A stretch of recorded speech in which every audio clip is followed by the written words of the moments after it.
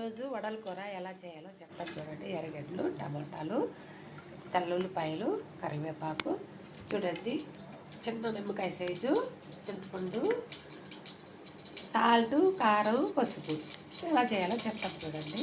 ఇదిగోండి గిన్నె పెట్టి ఆయిల్ వేసుకున్నాను, ఆవాలు, మెంతులు వేసుకుంటాము. సేమ్ చేపల కూరలాగే అండి ఇది. ఇదిగోండి వడలు కూడా ముందుగానే వడలు కాల్చి పెట్టుకున్నాను. శనగపప్పు వడలు, కూర శనగపప్పు వడలు, పచ్చిశనగపప్పు. ఇవ్వండి ఉల్లిపాయలు వేసాను, వేగుతూ ఉంది. సాల్ట్ వేసుకుందాం. ఇవ్వండి సాల్ట్ కొంచెం వేస్తాం. ఎందుకంటే వడలు శనగపప్పు రుబ్బి పెట్టుకున్నాను, 2 గంటలు నానబెట్టి ఇందులో ఉల్లిపాయలు, పచ్చిమిర్చి, సోపు, అల్లం వేసి కరివేపాకు, పచ్చిమిర్చి వేసి వడలు కాల్చుకునేసాను. ఇదిగోండి ఉల్లిపాయలు వేసి టమాటాలు వేస్తాం. చూసారా టమాటాలు వేస్తాం ఇప్పుడు.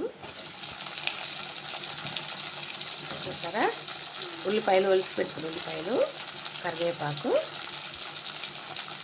ఇదిగోండి టమాటా, ఎర్రగడ్డ, తెల్లగడ్డ వాడిపోయింది. ఇప్పుడు కారం, పసుపు, ఉప్పు వేసుకుందాం.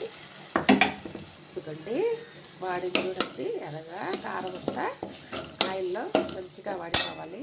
చూడండి ఇప్పుడు చింతపండు ఇలా పోసాను.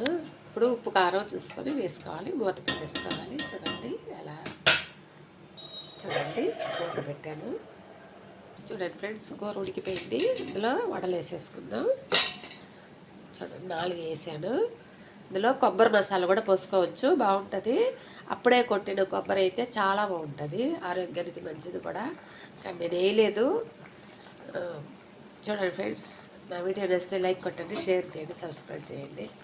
వడ పులుసు ఇలా చేసుకుంటే బాగుంటుంది. మన ఇంట్లోనే వడలు కాల్చుకొని చేసుకుంటే చాలా బాగుంటుంది.